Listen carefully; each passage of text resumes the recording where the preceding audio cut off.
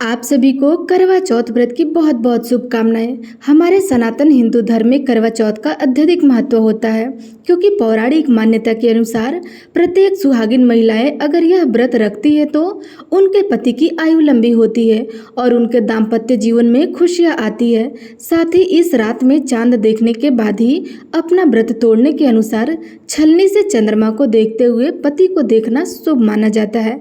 इस व्रत में भगवान शिव, पार्वती, कार्तिक, गणेश और करवा चौथ माता का पूजन किया जाता है। करवा चौथ में चंद्रमा का बहुत महत्व होता है। करवा चौथ का पावन व्रत अब पूरे भारतवर्ष में सुहागिन स्त्रियां बड़े ही हर्षोल्लास के साथ मनाती हैं, लेकिन समय के साथ इस त्योहार को मनाने के तरीके अलग अलग हो चुके हैं। तो चलिए आज हम आपको इसी व्रत की एक पौराणिक कथा सुनाते हैं। प्राचीन काल में श्री रंगपुर नामक गांव में रघुनाथ नाम का एक साहूकार रहता था। उसके 5 बेटे और 1 बेटी थी। उसकी बेटी का नाम मीरा था। मीरा 5 भाइयों में एक लाडली बहन थी।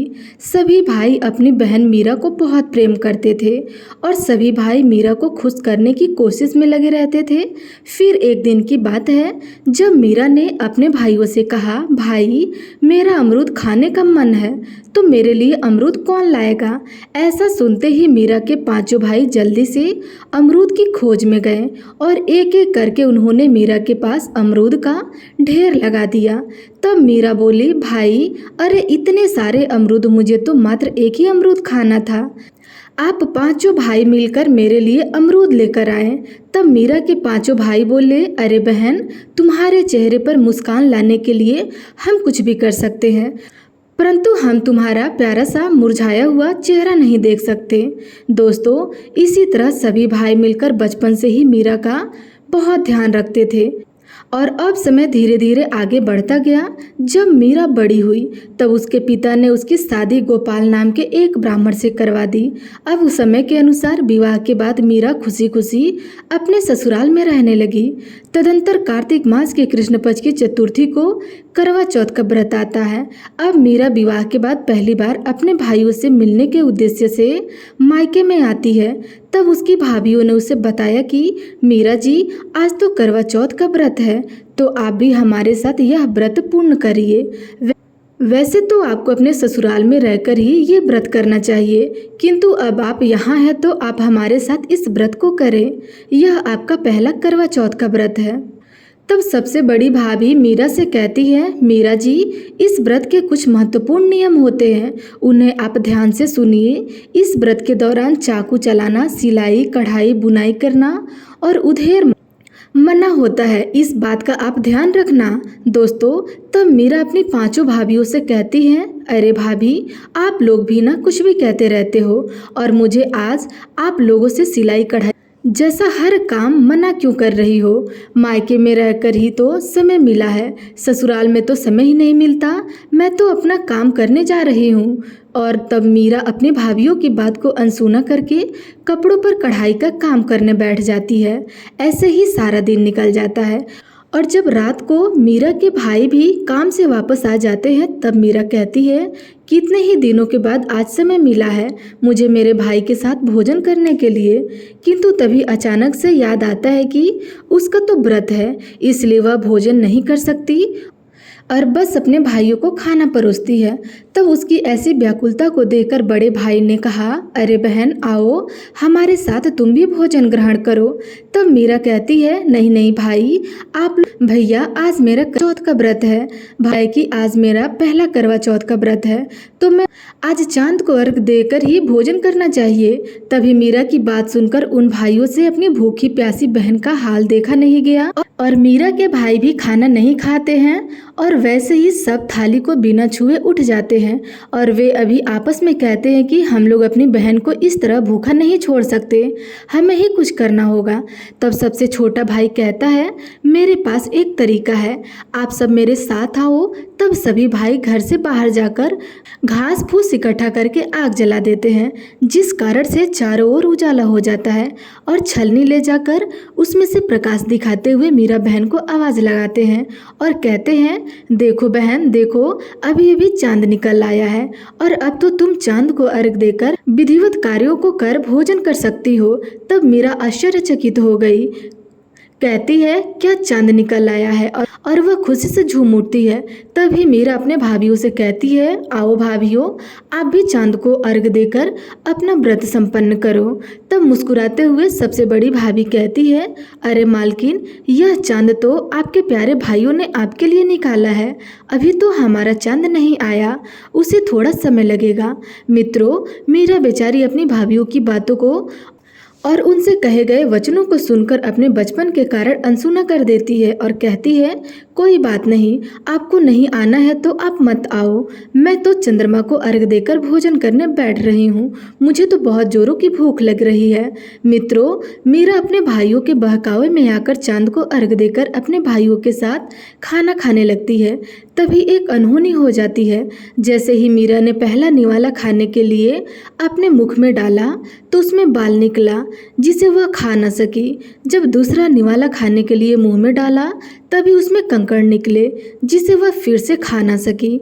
और इसी तरह से जब तीसरा निवाला हाथ में लिया कि तभी मीरा के ससुराल से एक युवक किसी अनहोनी का संदेश लेकर आता है। वह मीरा के छोटे भाई के कानों में कुछ कहता है जिसे देखकर मीरा और उसके भाई फिर से खाने को छोड़कर वैसे ही उठ जाते हैं। तब मीरा का बड़ा भाई मीरा से कहता है, बहन, सुना है कि जीजू की तबीयत अचानक से बहुत खराब है, इसी कारण से अब तुम्हें अपने ससुराल जाना पड़ेगा। उसके माता पिता भी तीर्थ यात्रा के लिए निकल गए हैं और अब उनका ध्यान रखने के लिए तुम्हें बुलावा आया हुआ है। इसी बीच मीरा की बड़ी भाभी कहती है, सुनिए, मैंने मीरा जी से कहा था आप इस व्रत को खंडित मत करना, अब उन्हें जल्दी से भेज दीजिए, पता नहीं कौन सी अनहोनी उनका घात लगाए बैठी है। तभी मीरा अपने मायके से ससुराल को चली जाती है। जब मीरा ससुराल पहुंची तो देखती है कि उसका पति पूरी तरह से पत्थर बन चुका है। वहीं मीरा ने जितनी सुई सिलाई पर लगाई थी, ठीक उतनी ही सुइयां उसके पति के सर में चुभी होती है। तब मीरा को अपनी गलती का एहसास हो जाता है और वह देवी करवा के प्रतिमा के सामने बैठकर रोने लगती है और कहती है, हे माँ करवा, मुझसे बहुत बड़ी भूल हो गई, मैंने अपनी भाभीियों की बात को नहीं माना और मैं आपके भाइयों की बातों में आ गई, जिस कारण से मैंने कैसा पाप कर दिया, मुझे क्षमा कर दो। और रोती हुई आगे कहती है, स्वामी, मैं आपको कुछ नहीं होने दूंगी, मेरी गलती की सज़ा आपको नहीं मिलेगी, मैं आपको ठीक करूंगी, चाहे मुझे कितना भी समय लग जाए। आपको ठीक करने के लिए मैं कठोर से कठोर व्रत करूंगी, यह मेरा वादा है। तभी सालू नामक एक उनके ही घर की नौकरानी वहां आती है और यह सब नज़ारा देखकर वह मीरा से कहती है, मालकिन, आप यह कठिन कार्य कैसे करेंगी। तब मीरा कहती है, सालू, मुझे देवी करवा माता पर विश्वास है, वह मेरी पुकार जरूर सुनेंगी और वे ही मेरे पति को ठीक कर देंगी। करवा चौथ माता को ममता की देवी है, इसलिए वह मेरा साथ जरूर देंगी और वही मुझे हिम्मत भी देंगी। और दूसरे दिन मीरा के भाई उसे आशीर्वाद देकर वापस चले जाते हैं। फिर कुछ समय के बाद मीरा अपने पति के मृत बने शरीर को अपनी गोद में लेकर उसे सहलाती है और उसके सिर में चुभी हुई सुई को हर रोज निकालती है। अब इसी तरह अपने पति की सेवा करते हुए और माता करवा देवी की आराधना करते हुए पूरा 1 साल बीत गया और फिर अगले साल करवा चौथ का व्रत आता है। तब मीरा फिर सभी रीति रिवाजों के साथ व्रत रखती है। वह जब अपने पति का सर गोदी में रखकर सुइयां निकालती रहती है तभी बाहर करवे बेचने वाला आता है और उसकी आवाज़ सुनकर मीरा कुछ खरीदने के लिए घर से बाहर जाने के लिए निकलना चाहती है कि तभी वह नौकरानी सालू से कहती है, सालू, बाहर करवे बेचने वाला आया हुआ है, तुम इनका ध्यान रखना, बस मैं बाहर से करवा खरीद कर लाती हूँ। इतना कहकर के मीरा बाहर करवा खरीदने चली जाती है। वहीं दूसरी ओर सालू गोपाल के सिर को गोद में लेकर बैठ जाती है और वह भी अनजानवश गोपाल के सिर की सारी सुइयां निकाल देती है। तभी करवा माता के चमत्कार के कारण गोपाल एकदम से ठीक हो जाता है और उसे पूरी तरह से होश भी आ जाता है, किंतु होने को कुछ और ही मंजूर था। जैसे ही गोपाल होश में आया, वह सालू को ही अपनी पत्नी मीरा समझ बैठता है और जो मीरा थी उसे सालू समझ लेता है। अब इस तरह जो मीरा थी वह सालू बन गई और जो सालू थी वह मीरा बन गई।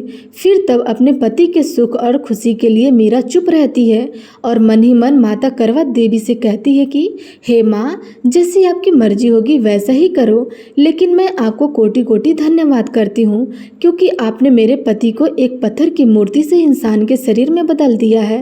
और खुश रहती है। वह अपने पति से कुछ नहीं कहती, बस घर के अन्य कामों में व्यस्त रहा करती थी। मन में यह सोचा करती थी, चलो मेरे पति ठीक तो हो गए, मुझे और कुछ नहीं चाहिए। कोई बात नहीं, अगर वे मुझे भूल गए हो तो एक न एक दिन उनको सब कुछ याद जरूर आ जाएगा, यह मेरा विश्वास है। और सालू का झूठ सामने आ जाएगा।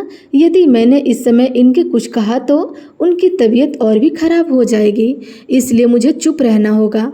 दोस्तों, वही दूसरी ओर मीरा नौकरानी बनकर सालू की जगह वहाँ रहने लगी और सालू मीरा बनकर अपने भाग्य को कोसती हुई अपने काम किया करती थी। फिर एक दिन गोपाल को किसी काम से बाहर जाना पड़ा तो वह सालू से कुछ पूछता है, जो कि मीरा बनी हुई थी। मैं आज बाजार में जा रहा हूँ, क्या तुम्हारे लिए कुछ लाना है? तब सालू खुश होकर कहती है, जी हाँ, आप मेरे लिए बाजार से श्रृंगार लेकर आना।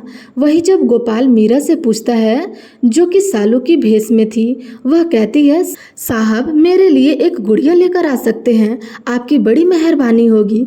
तब गोपाल कहता है, ठीक है, तुम हमारे घर में बहुत पुरानी नौकरानी हो, इसलिए मैं तुम्हारे लिए गुड़िया जरूर लाऊंगा।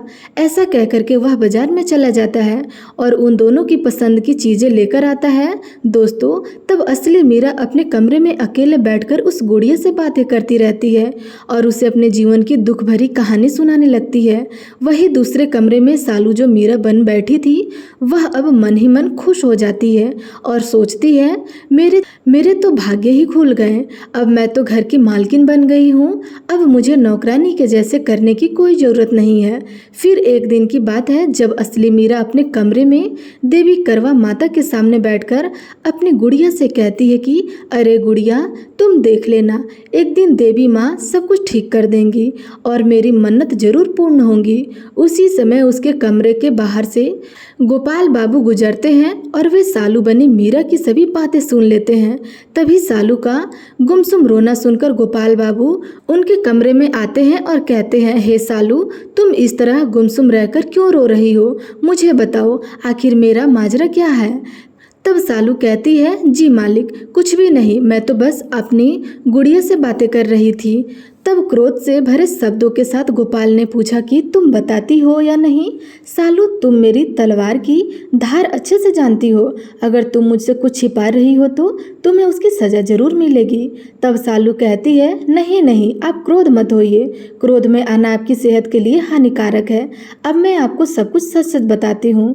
दोस्तों, अब सालू बनी मीरा गोपाल बाबू को वह सच्चाई बता देती है और तभी गोपाल को भी सारा कुछ समझ में आ जाता है।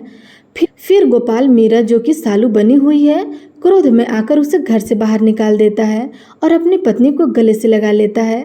अब मीरा को अपने पति के लिए अटूट प्रेम का फल प्राप्त हो जाता है और उस दिन के बाद से मीरा हर वर्ष पूरे विधि विधान से करवा चौथ का व्रत रखती है। भाई भाभीियों के आशीर्वाद से और माता करवा चौथ की कृपा से मीरा अपने पति गोपाल के साथ फिर से खुशी खुशी सुख में जीवन व्यतीत करने लगती है। तो प्रेम से बोलिए, चौथ माता की जय।